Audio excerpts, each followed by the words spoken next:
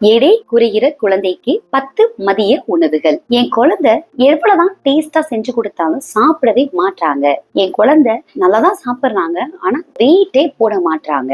என் குழந்தை எவ்வளவு கொடுத்தாலுமே ஒரு வாய் கூட வாங்க மாட்டாங்க. நான் ரொம்பவே டென்ஷன் ஆயிட்டு அவங்களுக்கு பிடிச்சதாவது கொடுக்குறேன் அப்படின்னு சொல்லி கண்டினியூஸா கர்ட் ரைஸ் இல்ல பால் சாதம், ரசம் சாதம்னு தொடர்ச்சியா நீங்க கொடுத்துட்டு இருக்கீங்களா? இதனால வெயிட் கெயின் ஆக போறதே இல்லைங்க. நான் சொல்ல போற இந்த லஞ்ச் உணவுகள் எல்லாமே நம்மளுடைய தமிழ்நாடு ஸ்டைல்ல ஹெல்தியா டேஸ்டியா கொடுக்கறதோட குழந்தைக்கு நல்ல வெயிட் கெயினும் ஆகும். அது என்னென்ன அப்படின்னு தெரிஞ்சுக்க வீடியோவை முதல்ல இருந்து கடைசி வரை ஸ்கிப் பண்ணாம பாருங்க. அப்பனாதான் நான் சொல்ல போற எல்லா ஐட்டமையும் உங்களால நோட் பண்ணி வச்சுக்க முடியும். இதே மாதிரி குழந்தைகள் ரிலேட்டடான வீடியோஸ் உங்களுக்கு வேணும்னு நினைச்சீங்கன்னா நம்ம சேனலை சப்ஸ்கிரைப் பண்ணி வச்சுக்கோங்க. நம்ம சேனலை சப்ஸ்கிரைப் பண்ற மூலம் தான் நிறைய மாதத்துக்கு நம்மளுடைய சேனல் போய் ரீச் ஆகும். நான் உங்களுடைய டாக்டர் திவ்யா ராமமூர்த்தி, ராமநாதபுரத்தில் 40 வருடத்துக்கும் மேலாக மருத்துவ சிறையில் சிறந்து விளங்கும் சத்திய மருத்துவமனை குழந்தைகள மருத்துவராக இருக்கிறேன். நிறைய குழந்தைங்க தூக்க கலக்கத்துல எந்திரிச்சு பிரேக்ஃபாஸ்ட் அப்படிங்கறத கொஞ்சமா தான் சாப்பிட்டுக்குவாங்க. அவங்க ரொம்ப ஆக்டிவா இல்லாதனால அதே குழந்தை ஒரு 11 மணிக்குலாம் விளையாடுறாங்க அப்படிங்கிறப்போ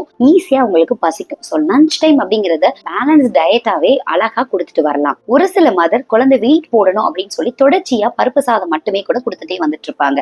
இது தொடர்ச்சியா ஒரு உணவை ஒரு குழந்தைக்கு கொடுக்கறனால குழந்தைக்கு அந்த ஃபுட்டை பார்த்து இன்ட்ரெஸ்டே இல்லாம போயிடும். நாளடைவுல எந்த ஃபுட்டையுமே அவங்க சாப்பிட மாட்டாங்க. நான் எப்பயும் சொல்றது, ஒரு குழந்தை ஸ்கூல் போறதுக்கு முன்னாடி, அதாவது 6 மாசத்துல ஆரம்பிச்சு ஒரு 2 வயசு வரைக்குமே நீங்க பிளான் பண்ற மீலை ஈஸியா கொடுக்கலாம். அது பேலன்ஸ்டாவும் இருக்கணும், நிறைய வெரைட்டியாவும் இருக்கணும். ஒன் ஸ்கூல் போயிட்டாங்க அப்படின்னா நீங்க லஞ்ச் ப்ரிப்பேர் பண்ணி தரீங்க அப்படின்னா அவளை ஈஸியா அந்த குழந்தைக்கு பிடிச்சு சாப்பிட மாட்டாங்க. எனக்கு டேஸ்ட் பிடிக்கல அப்படின்னு சொல்லிட்டு ரொம்ப குழந்தை ரெஸ்ட்ரிக்டடா இல்ல இந்த ஃபுட் தான் எனக்கு வேணும் அப்படின்னு சொல்லி கூட சாப்பிடுவாங்க. சோ உங்க குழந்தை உங்ககிட்ட இருக்கிற நல்ல ஒரு சூடா ஒரு சாப்பாடை கொடுத்து நிறைய வெரைட்டியா நீங்க கொடுக்கறப்போ நிறைய குழந்தைக்கு லஞ்ச் டைம் அப்படிங்கிறது என்ஜாய் பண்ண ஆரம்பிச்சுவாங்க. நிறைய மதர் இங்க என்ன பண்றாங்க அப்படின்னா கன்வீனியன்டா இருக்கட்டும் அப்படின்னு சொல்லிட்டு சாதத்துல ஒரு கர்ட் போடுறது, இல்ல மில்க் மட்டும் போட்டு கொடுக்கறது, இல்ல நாளடைவுல வெறும் சாதம் மட்டும் கூட சாப்பிடுறாங்க. அந்த குழந்தையுமே நல்ல வெயிட் போடதான் செய்வாங்க. ஆனா அது ஒரு நல்ல வெயிட் கெயின் அப்படின்னா இல்லவே இல்லை. ஒரு குழந்தைக்கு கிடைக்கக்கூடிய எல்லா சத்துக்களும், அதாவது மாவுச்சத்து மட்டும் இல்லாம புரதச்சத்து ஆகட்டும், அதுக்கடுத்து ஃபேட் நல்ல கொழுப்பு சத்து கிடைக்கணும். இது போக மினரல்ஸ் அண்ட் வெஜிடபிள்ஸ், தாது உப்புகள்,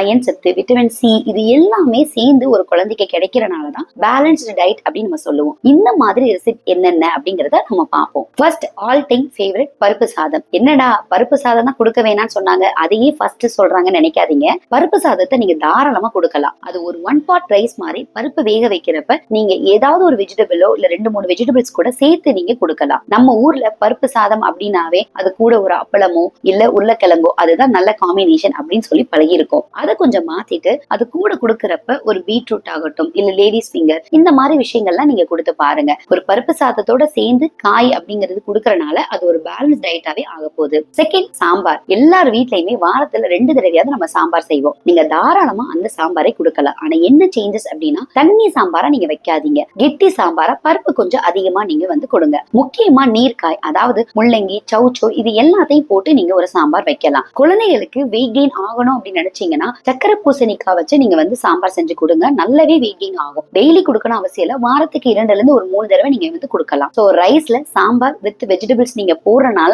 இதுவுமே ஒரு கம்ப்ளீட்டான ஒரு பேலன்ஸ் டயட்டா கிடைக்க போகுது. Next, vegetable biryani. அதாவது நீங்க வெஜிடபிள் பிரியாணி செய்யறப்போ என்னென்ன காய்கள் உங்களுக்கு கேரட், பீன்ஸ் ஆகட்டும் எல்லாத்தையும் நீங்க செய்யுங்க. இது கூடயே நீங்க பட்டாணி அப்படிங்கறதையும் நீங்க சேர்த்து பாருங்க. இது போக இந்த வெஜிடபிள் பிரியாணிய நீங்க தேங்காய் பாலோட சேர்த்து செய்யுங்க. 1 டம்ளராவது தேங்காய் பால் நீங்க ஆட் பண்ணுங்க. இதனால குழந்தைக்கு தேவைப்படுற ஃபேட், நல்ல கொழுப்பு சத்து அவங்களுடைய மூளைக்கு வளர்றதுக்கு ரொம்பவே அவசியமா இருக்கு. இது கிடைச்சிட போது தாராளமா. உங்க குழந்தைக்கு நீங்க அதிகமா கொடுக்கிற லஞ்ச் எது, அவங்களுடைய ஃபேவரட் லஞ்ச் எது அப்படிங்கறத கமெண்ட்ல தெரியப்படுத்துங்க. உங்களுடைய கமெண்ட் நான் படிக்கிறேன். உங்க குழந்தைகள் ரிலேட்டடான ஆன்லைன் கன்சல்டேஷன் வேணும்னு நினைச்சீங்கன்னா டிஸ்பிளே தெரியிற நம்பர் யூஸ் பண்ணி என்னோட ஆன்லைன் கன்சல்டேஷன் நீங்க பெற்றுக்கலாம். நெக்ஸ்ட், ஃபிஷ் கறி. அதாவது நீங்க ஒரு நான் வெஜிடேரியனா இருக்கீங்க அப்படின்னா குழந்தைக்கு தாராளமா நீங்க ஃபிஷ் கொடுத்துட்டு வரலாம். அதுவும் சின்ன மீன், பொடி மீன்கள் நீங்க கொடுக்கலாம். முள்ள எடுத்துட்டு கொடுக்கறது நல்லது. குழம்பு மீனா நீங்க கொடுத்து பாருங்க, குழந்தைக்கு ஈஸியா பிடிச்சிரும். இந்த குழம்பு செய்யறப்ப கத்திரிக்காய், முருங்கைக்காய் இதெல்லாம் நீங்க போட்டு குழந்தைக்கு ஸ்மாஷ் பண்ணி நீங்க கொடுக்கலாம். இல்ல நீங்க ஒரு வெஜிடேரியனா இருக்கீங்க அப்படின்னா சுண்டல் குழம்பு நீங்க தாராளமா கொடுக்கலாம். கருப்பு சுண்டல், வெள்ளை சுண்டல், காராமணி, முக்கியமா ராஜ்மா, இது எல்லாத்துலயுமே நீங்க அழகா கறி பண்ணி கொடுக்கலாம். இந்த குழம்பு செய்யறப்பயுமே நீங்க கத்திரிக்காவும் முருங்கைக்காவும் சேர்த்து நீங்க கொடுங்க. நெக்ஸ்ட், பன்னீர் ஆர் டோஃபு புலாவ். இந்த புலாவ் நீங்க செய்யறப்போ குழந்தைக்கு தேவைப்படுற புரோட்டீன் வந்து இந்த பன்னீர்ல இருந்து டோஃபுல இருந்து கிடைக்க போகுது. இது செய்யறப்போ வெஜிடபிள் சேர்த்து நீங்க செய்யுங்க. செஞ்சு முடிச்சோடனே குழந்தைக்கு கொடுக்கறப்ப கீ ஆட் பண்ணி கொடுங்க. இதனால குழந்தைக்கு தேவைப்படுற புரோட்டீன், வெஜிடபிள்ஸ் அண்ட் ரைஸோடைய காம்பினேஷன் கிடைச்சிட போகுது. நெக்ஸ்ட், நீங்க ஒரு வெஜிடேரியனா இருக்கீங்க அப்படின்னா சென்னா புலாவ் வந்து நீங்க ட்ரை பண்ணி பார்க்கலாம். வெள்ளை சுண்டல்ல வந்து புலாவ் செஞ்சு பார்க்கலாம். இதுலயுமே கோகனட் மில்க் வந்து நீங்க வந்து ஆட் பண்ணிக்கோங்க. இது போக இதுல வந்து கிரைண்ட் பண்ணி புதினா, மல்லி இது எல்லாத்தையுமே ஆட் பண்றீங்க அப்படின்னா குழந்தைக்கு ஒரு புது ஃபிளேவரும் கிடைக்கும்.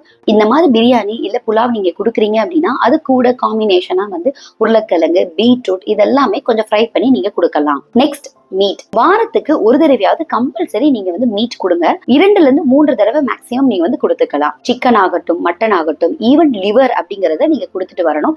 இதனால குழந்தைக்கு கிடைக்கக்கூடிய ஹீம் அயன் அப்படின்னு சொல்லக்கூடிய அயன் சத்து வந்து கிடைக்க போகுது. இது போக புரோட்டீன், மல்டிவிட்டமின் அப்படிங்கிற எல்லா சோர்ஸுமே இந்த மீட்னால கிடைக்க போகுது. நெக்ஸ்ட், கீரை சாதம். வாரத்துக்கு கம்பல்சரி 1 time கீரை சாதம் அப்படிங்கறத நீங்க கொடுங்க.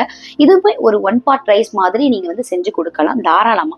நிறைய குழந்தைகளுக்கு வந்து கீரை சாதம் அப்படிங்கிறது பிடிக்கவே மாட்டுது அப்படின்னு சொல்லுவாங்க அம்மாங்க. அதை வந்து ப்ரிப்பரேஷன்ஸ் மட்டும் கொஞ்சம் கொஞ்சம் மாத்தி பாருங்க.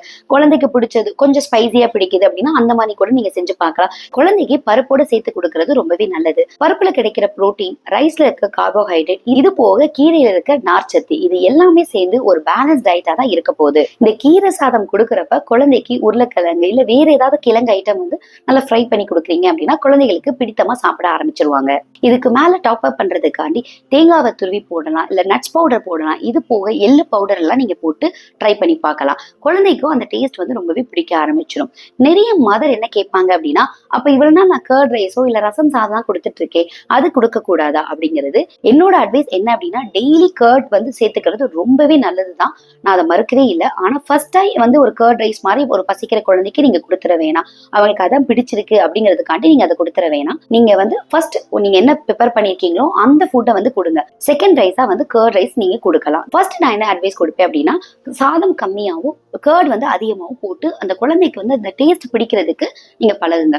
ஒன்ஸ் கர்டை வந்து ரொம்ப பிடிக்க ஆரம்பிச்சிருச்சு அப்படின்னா வெறும் கர்டை கூட சில குழந்தைங்க வந்து சாப்பிட ஆரம்பிச்சுவாங்க. அது ரொம்பவே நல்லது. அவங்க பெரிய வயசுலயுமே ஒரு ரைஸ் சாப்பிட்டுட்டு ஒரு கர்டை மட்டும் சாப்பிட்றாங்க அப்படின்னா அவங்களுக்கு தேவைங்கிற புரோட்டீன், ப்ரோபயோட்டிக் எல்லாமே கிடைச்சிடும். ஒரு குழந்தைக்கு கோல்டா இருக்கு, ரொம்ப அன்ஈஸியா இருக்காங்க அன்னைக்கு, ரொம்ப கம்ஃபர்டபுள் ஃபுட் அப்படின்னா இந்த ரசம் தாங்க. நான் அதை மறுக்கவே இல்லை. இந்த ரசம் குழந்தைங்களுக்கு செய்யறப்போ அதுல கொஞ்சம் வெஜிடபிள்ஸ் வந்து நீங்க ஆட் பண்ணலாம். இல்ல வந்து பருப்பை வந்து நீங்க வந்து வேக வச்சு போடலாம். இதெல்லாம் வந்து ஒரு சூப் மாதிரி தெரியும். சூப்பை வந்து நீங்க வந்து நல்லா ஸ்மாஷ் பண்ணிட்டு அதை வந்து நீங்க ரைஸோட சேர்த்து கொடுக்கலாம். அதே இன்கிரீடியன்ட் தான் போடுறீங்க. ஸோ ரசத்தோட டேஸ்ட் வந்து மாற போறது இல்லை. ஆனா குழந்தைக்கு கிடைக்க வேண்டிய சத்துக்களாவது கிடைச்சிட போகுது. நிறைய மாத்திரை என்ன பண்ணுவாங்க அப்படின்னா வெறும் சாதத்துல பால் ஊத்தி கொடுப்பாங்க. அது குழந்தைக்கு பிடிச்சிருக்கும் அப்படின்னு சொல்லுவாங்க. அதை நீங்க கொஞ்சம் அவாய்ட் பண்ணிக்கலாம். ஒருவேளை உங்க குழந்தைக்கு அதுதான் கம்ஃபர்டபுளா இருக்கு அப்படின்னா, அவங்க சிக்கா இருக்காங்க இல்ல ஒரு மாதிரி அன்ஈஸியா இருக்காங்க, ஒரு 10 days once அந்த மாதிரினா நீங்க கொடுக்கலாம். அப்பயுமே கூட வந்து ஒரு பொரியல் மாதிரி வச்சு நீங்க கொடுக்கறது ரொம்பவே நல்லது.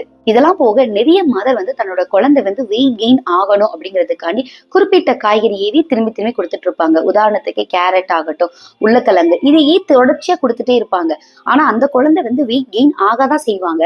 இப்ப நான் சொன்ன மாதிரி ஒரு பேலன்ஸ் டயட்டோ ஒரு முழுமை சத்துகளுமே இதுல கிடைக்க போறது இல்ல. சோ குழந்தைக்கு தொடர்ச்சியா ஒரே பேட்டர்னா ஒரே மாதிரி ஃபுட்டை கொடுத்துட்டு அதனால வெயிட் கெயின் ஆறாங்க அப்படின்னா அது நல்லதுமே இல்ல.